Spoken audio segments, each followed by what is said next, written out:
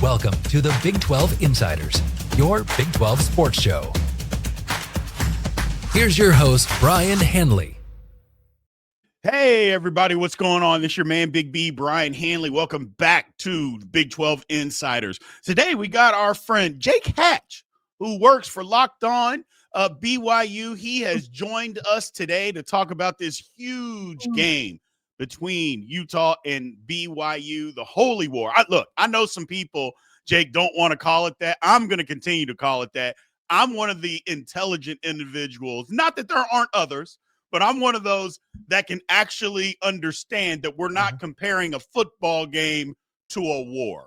We understand we're not doing that. We're just having fun talking about this big-time rivalry, Jake. So if that offends people, I'm sorry, but I'm going to continue to do it, my man. So let me just put it this way. I'm with you on that. Yeah, I'm with you on that. The biggest thing is if they're going to try and compare it to that, they're the wrong people we're talking to. I think everybody that has a rational brain understands exactly what we're talking about. Absolutely. Absolutely. Well, first things first, before we get started, remember, everybody, continue to like, follow, subscribe, continue to get in those comments, and always hit the notification bell so you know exactly when Big 12 Insiders content comes on. So first things first, great comeback win against Arizona on Saturday. I know everything maybe didn't go the way that BYU expected, but the end result was the end result. Great comeback, down 10 in the fourth quarter, was able to make a comeback and win that game. Talk to me a little about what you saw, Jake, and what happened in that football game.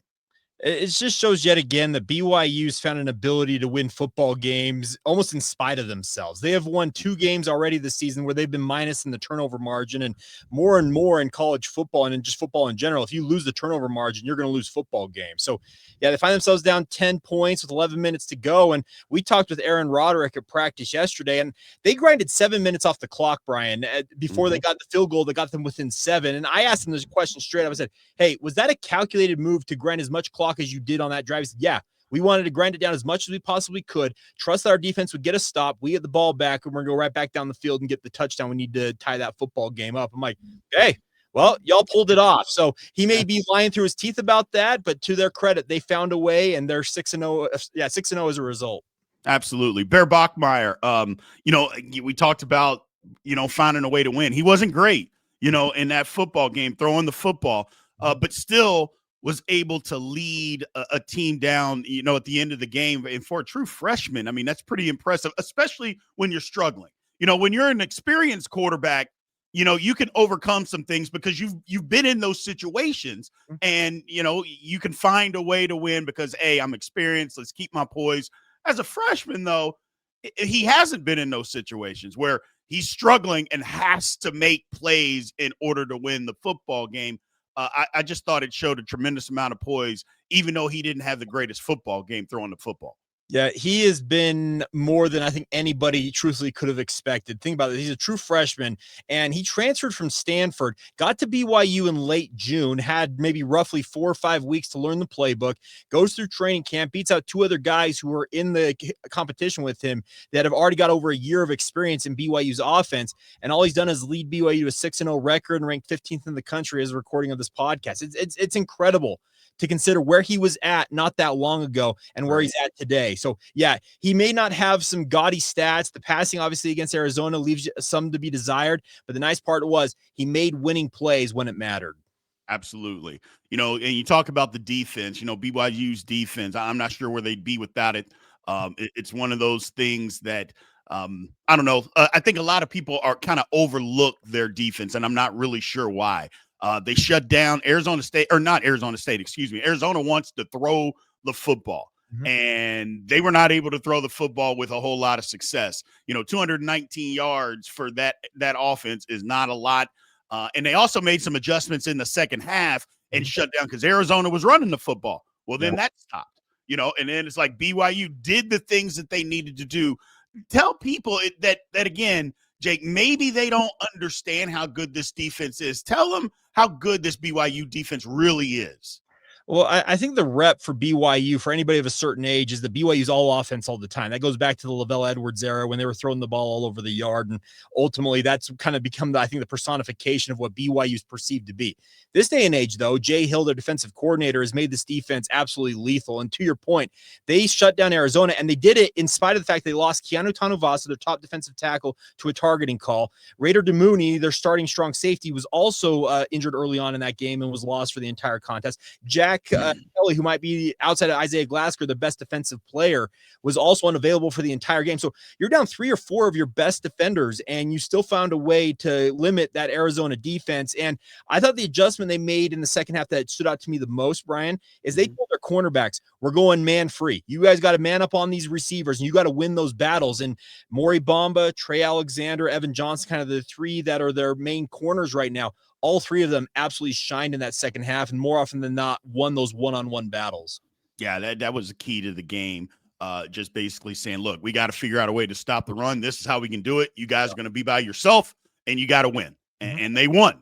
So, you know what? We could keep going on and on about that game. I'm over it. Let's talk about this Utah game, man. First off, it is the Holy War. And I've been telling people for a while, this was my brother, God rest his soul. This was his favorite rivalry to say, not necessarily to watch. We're not from the area, but he just loves saying the Holy War.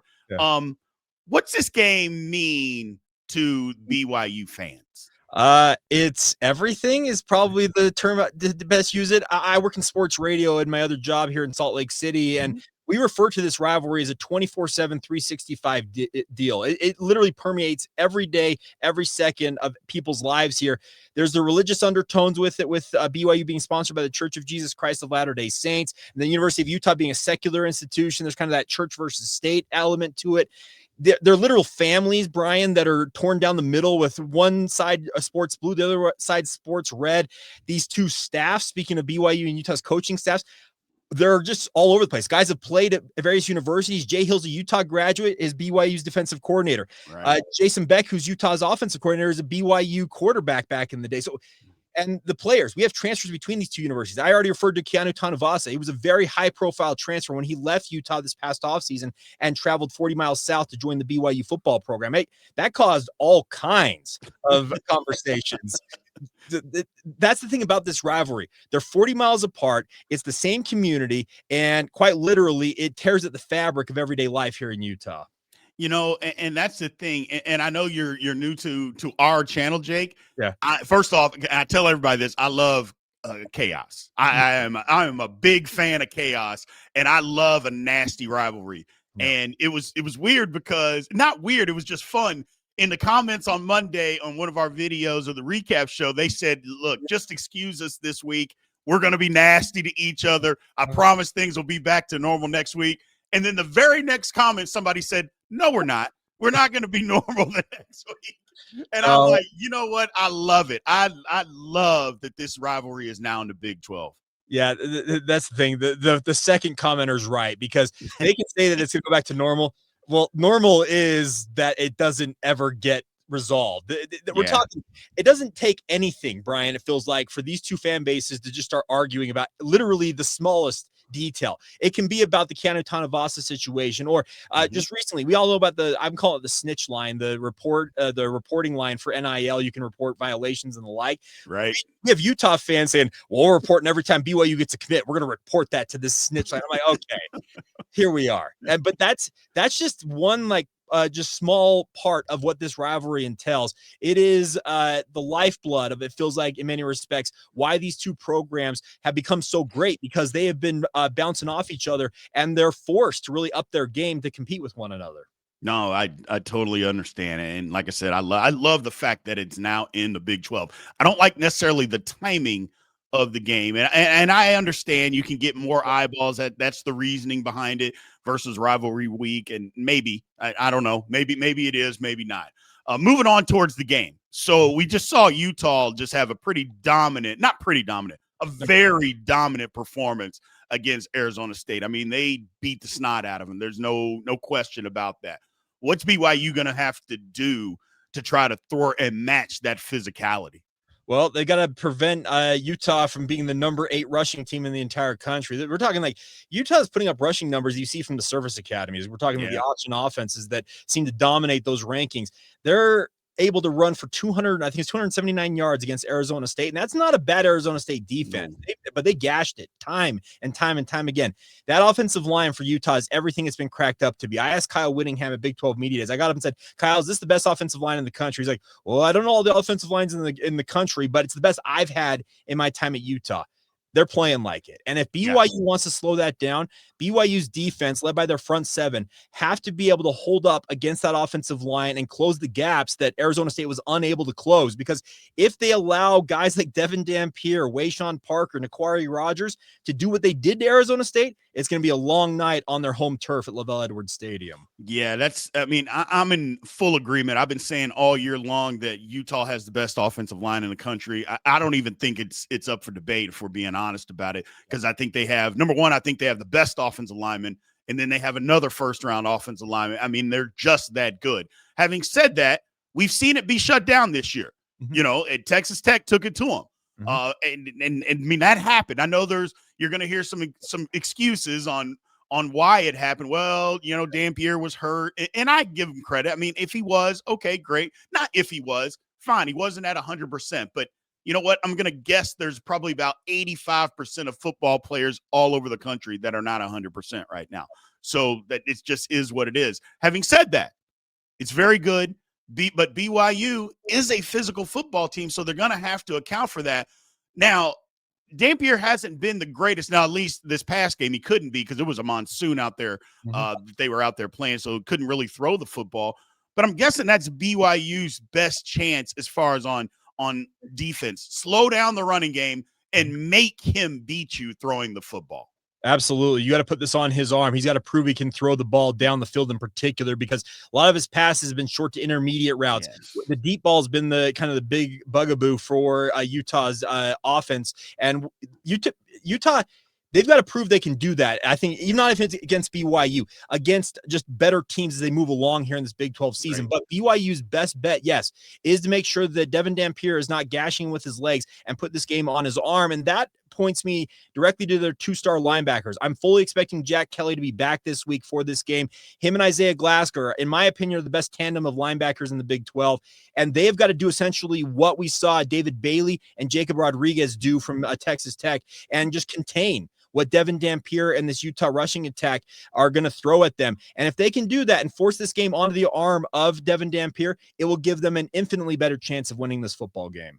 Absolutely. So here's the thing, flipping on to the other side of the football, BYU's not too shabby running the football themselves. So I think obviously now Utah is in middle of the pack. Now, as far as stopping the run, one of the games, 261 against West Virginia, the game was out of reach.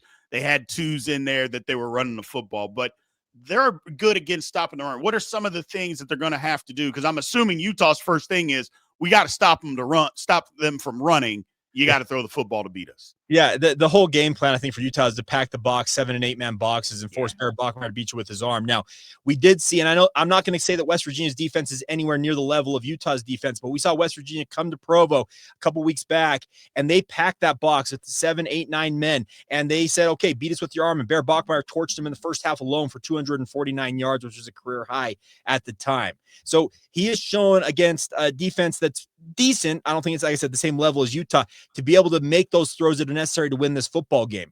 He'll have to do that again in this game, it feels like, because I'm fully expecting both of these defenses, Utah and BYU, to say, you're not running the ball on us. You're going to beat us through the passing game, and whichever quarterback can prove to be the better passer probably has the edge in this contest. Yeah, and that's the thing. 2 years ago, BYU gets into the conference, and it didn't go great. No. And they all talked about during the offseason, not this past offseason, but last offseason, was they have to be better physically. They have to match the physicality. It's almost like they said it. They didn't know and didn't expect the type of physicality coming into this league. They have done a complete 180, Jay, when it comes to physicality. BYU is a physical football team, and it kind of goes with what you said earlier is kind of the stereotype what people think about BYU. They are not that team anymore. And it's not that they can't throw the ball. but they are a physical football team. And I believe that's what they want to be first more than anything. Yeah, Kalani Sitake, he's a fullback. That's what he played at BYU. He is all about physicality. He knows that BYU's rep was as maybe a finesse team. That's how they were getting by with finesse. He said, you know what? To heck with that. We're going to go out there and you're going to feel BYU when you play them. And they have revamped their entire training regimen. They practice super, super hard. We're talking like full contact tackling, multiple practices a week during training camp in particular. And they'll do it during the season as well when very few programs actually do that, Brien. They're so reticent to put guys at risk. And we're talking the Chase Roberts, the LJ Martins, like their top line guys are getting tackled in practice. Is it a risk? Absolutely. But Kalani says the only way to get good at playing football is to actually play football. And that's his whole philosophy is they're going to go out there. And when you play BYU, you're going to know you played the Cougars because they're going to make you feel it. Yeah, that's, I have a Steelers channel called Steelers Almighty, and we cover them. And Mike Tomlin runs one of the tougher training camps in the National Football League. And that's what they do. It's like, that's why you don't see the Steelers missing tackles early in the season like most teams, because they tackle people in training camp. And I'm like, that's how you do it, man. You got to get guys ready. You just have to get them ready. So, the schedule. BYU fans have been all over in the comments talking about the schedule sets up perfect for a freshman quarterback. It's light early, kind of ramps up. And a lot of people, and myself included, think this is BYU's first real, quote unquote, real test. I know Arizona is a good team, but I don't think Arizona is at the level that Utah is. I don't think they are. So if with this being their first real test, is there any, I guess, aberrations about that? Or is this exactly what BYU needed to get ready for this football game, the kind of this ramp up period? We talked when the schedule came out. I talked to my show a lot about the fact that there was a 4-game stretch I saw on the schedule. It was going to be, for better or worse, the defining part of the schedule. And it starts with this game against Utah. Yeah. It's Utah at Iowa State. There is a bye week in the middle of it. Then you're at Texas Tech, and then you're home to TCU. You also can add Cincinnati, who's after that, as maybe a 5-game stretch here. This 5 games will define if this BYU team is what we think they might be, being at 6-0 right now, or if they could fall flat on their face and suddenly find themselves 6-5, Brien. There is every possibility between those two extremes that's going to happen. And yes, there is some concern that BYU struggled against Colorado on the road and struggled. It was monsoon conditions down there in Tucson as well against the Wildcats. They found ways to win those football games, and good teams find ways to win. That's a mark of a good team, is to find a way to win if it's not working the way you would have liked it to have worked. This game, though, it's going to absolutely ramp up everything BYU's got to do to go out there and win this football game, because Utah, they're as physical, if not more physical, than BYU. That's a Kyle Whittingham staple. That comes, Kalani Sitake worked for him for a decade. That comes directly from Kyle Whittingham's philosophy. He wants to be a physical brand of football. And if BYU doesn't up their game, they could very well find themselves on the losing side of this matchup, because they know that this is when it really gets ramped up. Right. So the atmosphere, I can imagine, is going to be incredible. I couldn't get out there. I was trying to get out there.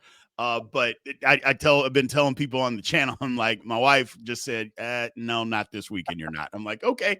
So, but I can imagine that this atmosphere is going to be insane. I think the first ranked game since like 2008 or 9 or something like that? 2009. So the last time they were both ranked is 2009. So 16 years ago. And you're going to be 64,000, close to 65,000 people with standing room only. I fully expect it'll be at full throat. Speaking of Lavelle Edwards Stadium, Cougar fans, they have made their presence known on the road and also at home so far this season. They're going back to last season as well. But with Utah and this being the in-state rivalry, it's going to be at a fever pitch. There's no doubt. Absolutely. I cannot wait for this football game. One of the better rivalries in the United States, not just the Big 12, in the country. People, if you have not seen it, you need to take a look at the Holy War this Saturday. Jake, I want to thank you very much. Before I get you out of here, my man, who wins the game on Saturday? So I'm picking BYU to win, but I think it's going to be uber close. I've been saying this week, BYU 24, Utah 23. So I don't think it's much closer than that, but BYU finds a way, gets to 7-0, and are feeling pretty good about themselves with a 3-game win streak over the Utes. Absolutely. Well, again, I want to thank you very much for joining us today. And I know it's your first time on the channel. I can assure you it won't be the last. Everybody who doesn't know where they can find all your good stuff, please let them know where they can find you. Yeah, so if you want daily BYU-centric content, it's Locked On Cougars. It's a daily podcast available wherever you get your podcasts. We're also on YouTube, much like Big 12 Insiders. So check us out there. And, of course, I do sports radio here in Salt Lake City. So if you want to check out the KSL Sports Zone, please do so. Absolutely. We appreciate you joining us today and everybody for watching. Remember, it's going to be a great game this Saturday, man. So appreciate everybody watching, and we will talk to you soon. Thank you for watching the Big 12 Insiders, your Big 12 sports show. This has been a Spirit Street production.